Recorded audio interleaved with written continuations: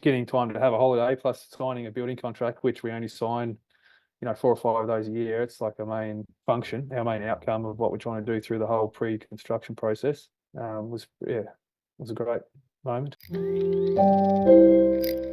Hey, it's Dave, and I'm joined by Luke Davies from Davies Construction. They're an award-winning builder down in Tasmania, Australia. They do some exceptional work. Definitely, I'll put a link through to their website that you can check out some beautiful homes.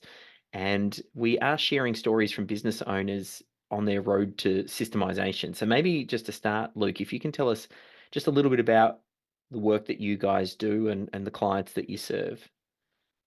Yeah, no worries, Dave. So we're based in Tasmania. My backstory is growing up on dairy farms and done my apprentice, let's call it grade 10, done my apprenticeship as a carpenter, and then started my building company when I was about 24. And ever since then, just had a really strong focus on quality. So we started off doing all types of building work, and then slowly worked ourselves into doing like high-end architectural homes, and both the design and construction of those. So that's our sort of forte, and that's our what we're all trained to do, and what our systems are about. And Yeah. yeah, that's our day to day. And how did you kind of learn the business of running a construction and building business? Because it sounds like you were on the tools and that's where you got started. And I feel like it's a pretty common story with a lot of trades-based businesses. They know how to do the technical work, but it's Yeah, the transitioning to understanding how to do a business or run a business that delivers the technical work that oftentimes a lot of tradies struggle with.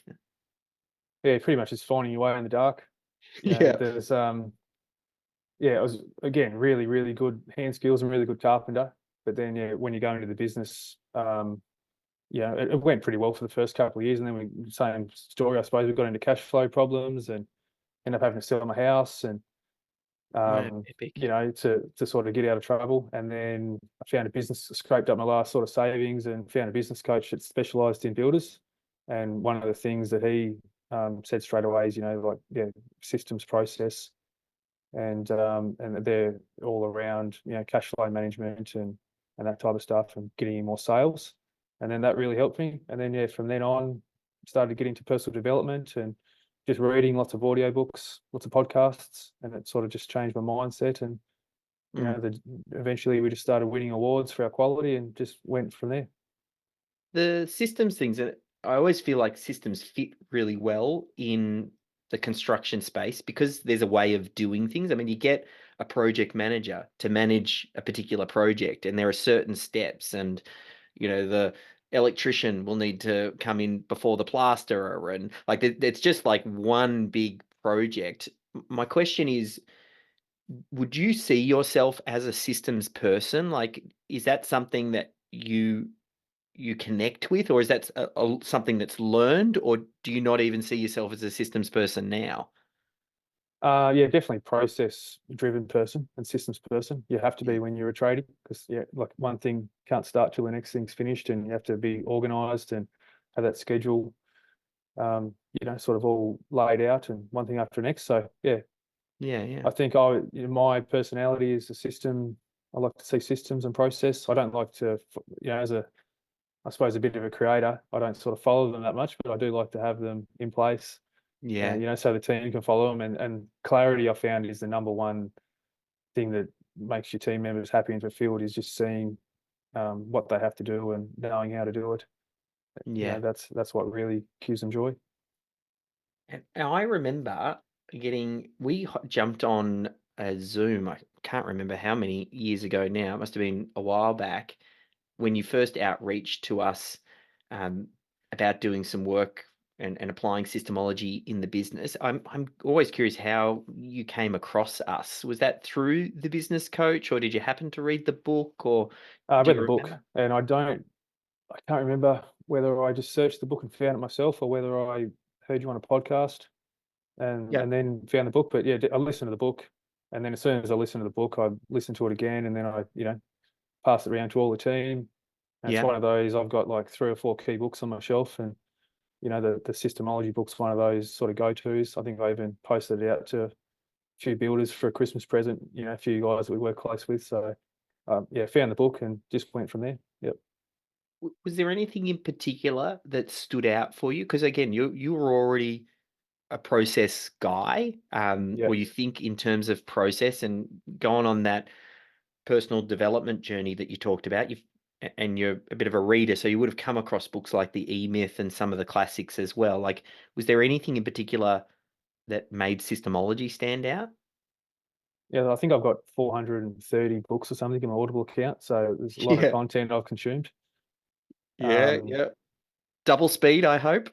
yeah, double speed. If you're Yeah, really in the flow, I can get up, right up to 2.5 to 3. So yeah, just love it. depends. But the systemology book, just the simplicity of it, I really like the idea of, how he explained project management systems. It's Mm, the who does what by when, not the how to.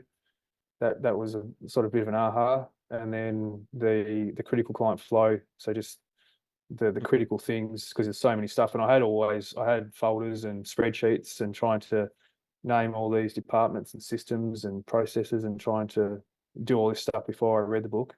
mm. And again, it's the power in the simplicity of bringing it into this critical client flow, and then the way that you explain how to extract systems. I never thought of that either, and how easy you can make that. So just bringing all those sort of three things together, because I was trying to build complex project management systems with all the do this, do Yeah. that, do this, and it was just too overwhelming, and nothing ever really worked. So yeah, that were the key sort of takeaways from the book, I think. Yeah. And then I know when you first outreach and you worked with one of our systemologists, you did some work with Yeah, James. James. Yeah.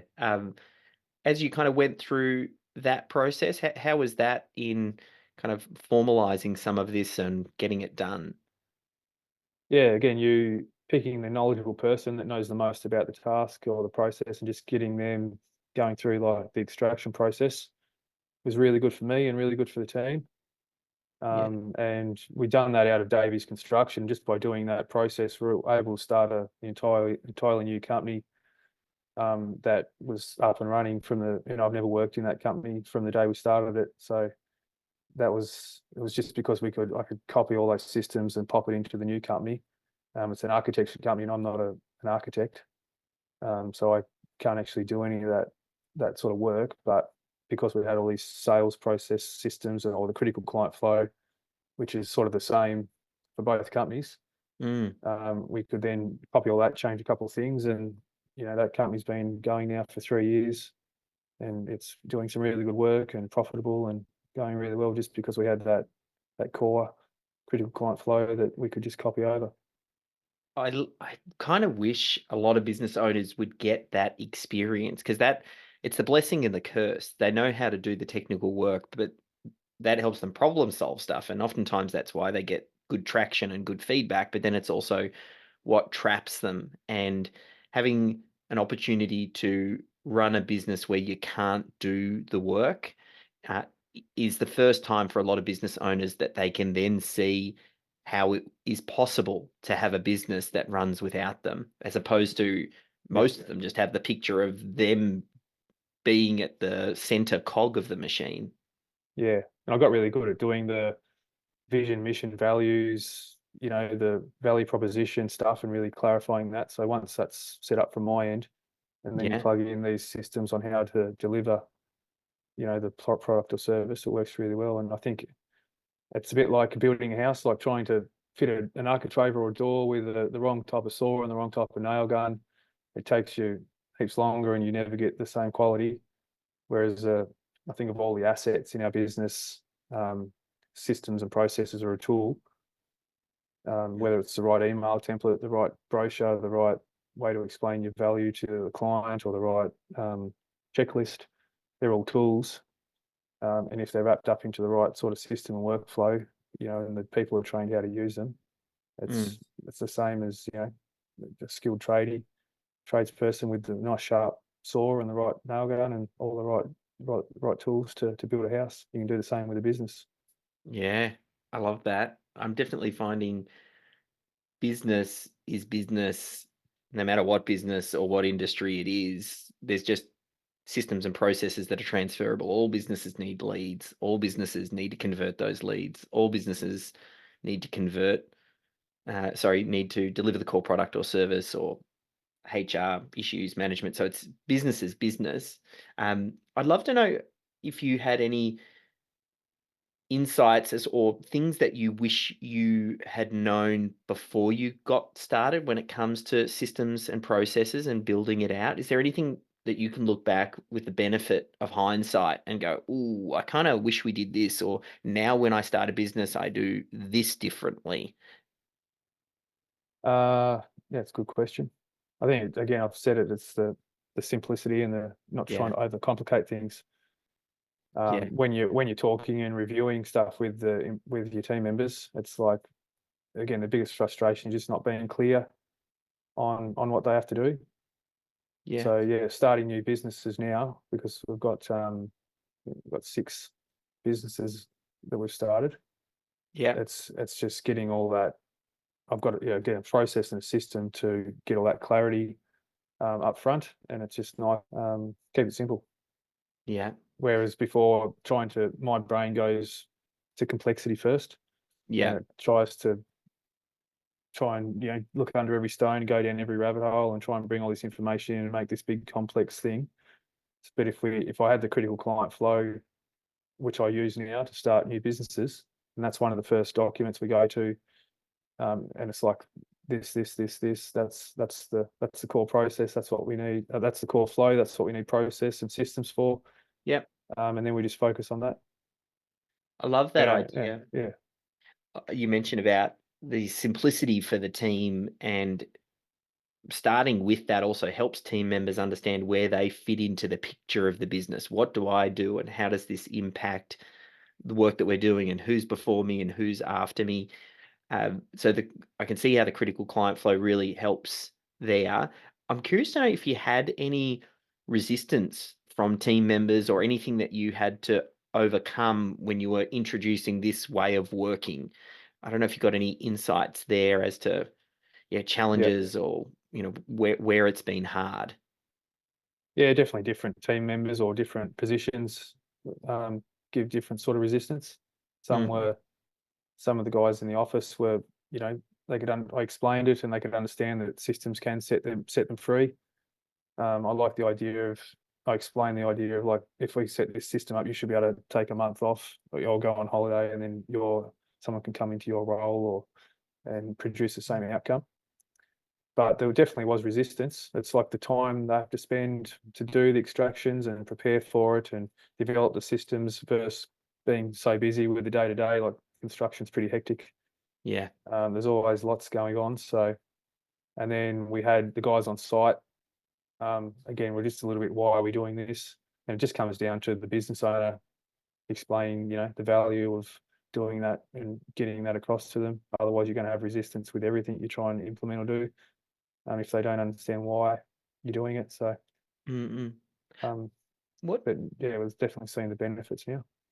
what size team did you have? As you're starting to roll this out in Davies Construction, and I know you work with a variety of different contractors and things. I'm just thinking, I know that the larger the team gets, the more challenging it becomes to change, because you're Yeah. trying to change culture. So, what size team is it at Davies Construction? So I was 15 when we Yeah, started the extraction stuff. yeah, So perfect. it's the culture, we're already talking about being a system-driven enterprise and that systems can set us free and that we're not, our frustrations and bottlenecks and issues come from having the right asset or the right system.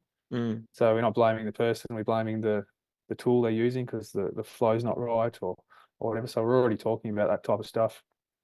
And everyone knew that I was systems driven. So it wasn't it's not like we're going from, like full yeah, chaos to trying to organize everything to be 100% system driven.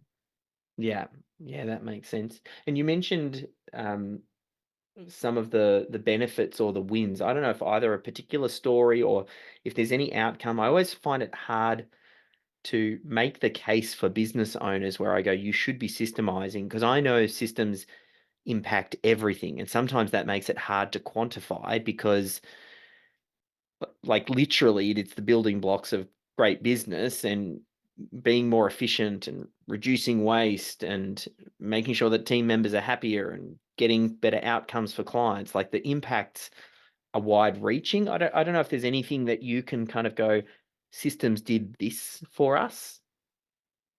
I suppose one example, I was on holidays. Because I didn't have any holidays when we first started, hadn't traveled until maybe 4 years ago. Mm. And we were overseas on a month holiday, and I got a link through on my phone to an electronic thing to sign a building contract, like a multi-million-dollar building contract, and I hadn't had anything to do with the sales process or designing or prepping or doing any of that type of stuff. It had all been done by the team, and I just opened it up, reviewed it, and clicked sign, and that was it. So that was a pretty sort of milestone moment for me, to sit back and think about, because I was doing everything, all those steps, and couldn't take any time off. So that was, yeah, and then so getting time to have a holiday plus signing a building contract, which we only sign, 4 or 5 days a year. It's like our main Yeah. function, our main outcome of what we're trying to do through the whole pre-construction process. Was a great moment. Yeah, I love that. And I got to experience that firsthand. And just recently we went on the Philippines Mastermind and BPO tour. And I know you jumped on that, and equally hearing, that you're running a number of businesses or owning a number of businesses and having them still continue to function with, just because that thought popped up in my head. On that tour, was there any additional insights? Like you're a constant learner, a little bit like me, constantly putting new stuff in and trying to up your game. Was there anything that stood out for you on that trip? So I've tried using virtual assistants last 4 or 5 years, all different ways, and it hasn't, some have been good, but most of them haven't worked out. And the Mm. ones that have good have dropped off, and we've had to sort of part ways. But just seeing the BPO centres, like Yeah. the different levels, actually visiting them and going into them, and um, seeing the type of environment that people work in, and I was sort of blown away. I thought it was, so we visited a few to start with, and they were sort of not dingy offices, but sort of lower quality offices, and then we went right up to, some office that you'd expect, some high-end office you'd expect to see in Australia, with all the little egg pods you can go and rest in, and the table tennis tables, and the really nice workplace, and all the values and missions and visions are all written on the walls, and nice colors. And so just seeing that was a bit of an eye opener, and then learning about like the few different ways that you can engage, with your, if you want to have virtual assistants. And then I really enjoyed the mastermind, where I learnt more about the culture of the Philippines and what we can do from Australia, to sort of work in with that culture. And then also the stuff, like I said, I'm geeking out on artificial intelligence stuff Yeah. this year. I think it's going to be a big year or two, and lots of changes coming. So just learning and seeing all those new up and coming ideas was, let's get the brain going. It was awesome. And Yeah. just removing yourself from your work environment. I think every time I do that, I have the biggest, I suppose, growth when I come back from something like that. So any holiday or any type of those sort of mastermind things where you can get away and remove yourself from the day to day. That's also a good stress test for your business if you are trying to systemize. That's what I recommend to people who are starting out, and as soon as they get their first few employees and start to get a few systems, I recommend they do go on a holiday and let their team sort of step up. So that's what I tell myself as well. It's always a chance for the team to step up when you step out. Yeah, perfect. Some great advice there. And if people want to find out a little bit more on the work that you do, I'll include a link to daviesconstruction.com.au. Is that the best place for them to head? Yep, they can head to Davies Construction. Our architecture URL is align.build. We can add that as well. Yeah, And perfect. they'll find most of our information there. Yeah, thank you so much for being a great example of a business owner that has embraced systems and then got the outcome that business owners want. Like a lot of business owners, they get started hoping for the business that gives them freedom, and then many times that's the last thing that they have. They're chained to their business. They can't go away on holidays. They can't step away. And I do feel like systemization is the only way to get there. So it's great to have stories like this for other business owners to go, you know what? If Luke can do this, I can do this. And then That's right. hopefully If I get can on the do path. it, yeah. Yeah. Thanks, David, for writing the book and making it simple.